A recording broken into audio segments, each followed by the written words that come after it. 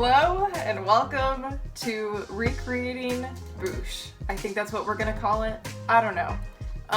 If you couldn't tell already by the pictures that I have drawn that are hanging behind me, yes, there's a problem with me and Star Wars. That problem is that I get way too interested in the characters and their backstories and everything they're wearing, and hence the project of the summer. So I have been trying to recreate the Boushh costume for 6 years now. I started researching it 6 years ago. I had the Star Wars costume book. I had all of these photos and reference images. I went to blog sites. I went to YouTube. I was looking to see how people were making this thing. And I came up with what materials I would need and a list of every single piece and every single accessory and every single little knick-knack that would be on that costume. And now is the time that we need to just do it. So it's been way too far long for this, but we're gonna make it happen. It's gonna be a little tricky and challenging, but we are going to love every second of it, and no matter how hard it is, we're gonna get through it and figure out a way to accomplish it. Everything for this costume I will be making except for the very basic, like the pants and the undershirt and the shoes, you know? So of course all of those things will be weathered and distressed and aged and embellished, because there are certain little embellishments on them, but because they're so basic, I mean it's literally a brown turtleneck that she wears underneath everything, we're gonna do our best to find a brown turtleneck, even a pair of gloves if we can, and so come with me on the shopping journey and we will see where that takes us. An update, there is nothing at the thrift store. I went to 2 thrift stores and I almost got lucky and found fabric for the tunic because I need suede, and I found a bed skirt. The problem is that it's a bed skirt, so there's not as much fabric as you think there is.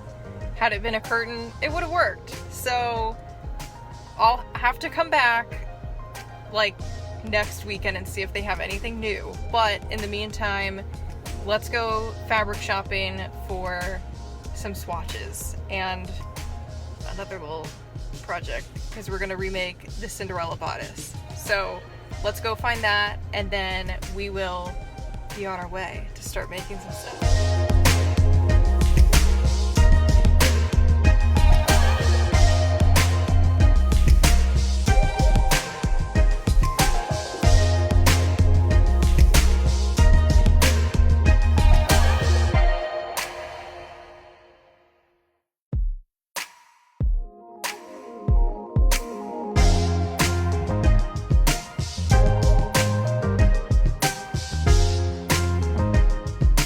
Okay guys, you are not going to believe what I just found.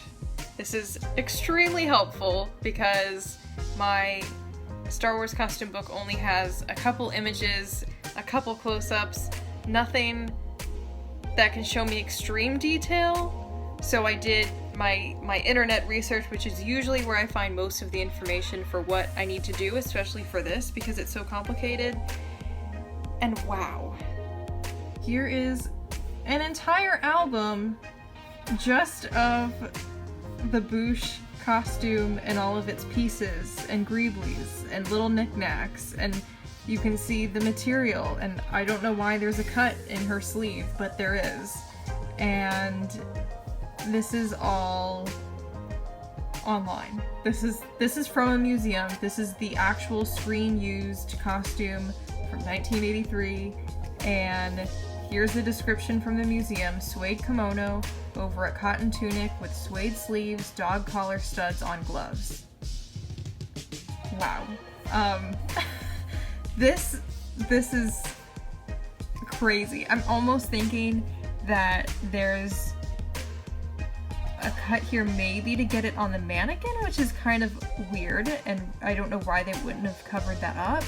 So once again, we're gonna have to go back and watch the scene and look and see if I can find a slit on her glove and if it's really there, or if this was maybe a mistake at the museum. And maybe, you know, things can tear over time also, you know, threads can come loose, so that is possible, and it might not have been replaced or fixed because sometimes they just leave them that way. Sometimes they don't touch the costume. So I don't know, we're gonna find out, but this is so interesting, so helpful, and I mean every little detail. And I mean, look at that whole chest area of all of this that will need to be made, and when it gets put together it'll be spray painted, and I can see where everything has to be attached to this chest armor. I mean, this is crazy. This is absolutely nuts.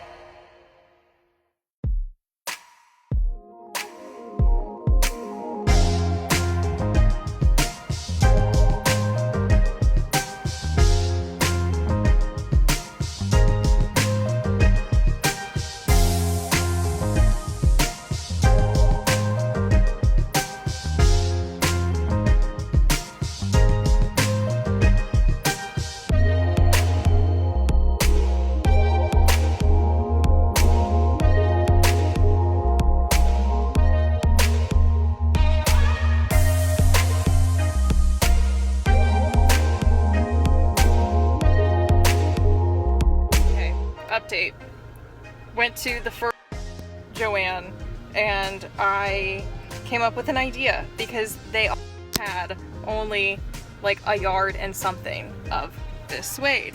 So I got it. It's very light, I'm sure you can tell. Nothing like what it's supposed to look like, which means more work for myself. That's okay.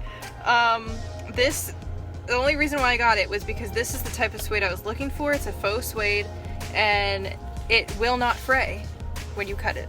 So I don't have to hem anything. And in the movie, hers was not hemmed. So that is one thing. So that limits the amount of stitching that's on it. And also, what I'm gonna do is there's 1.5 yards here. There's about 1 yard and like 3/4 or something like 1.33 yards at the Joann I was just at. So I'm gonna go back there and buy what's left of it, and then we are going to go to the other Joann also later today, and if they have this suede in this color, we're going to buy it. And you know, if they have the same amount, like 1 yard and something, we'll just get it all, and we'll, you know, that way we know we have it and we don't have to stress about not having enough later on. And when we start to put everything together, this will end up being tea dyed and coffee dyed. And before you stop me and freak out and say, Lauren, do not get suede wet. Yes, I know.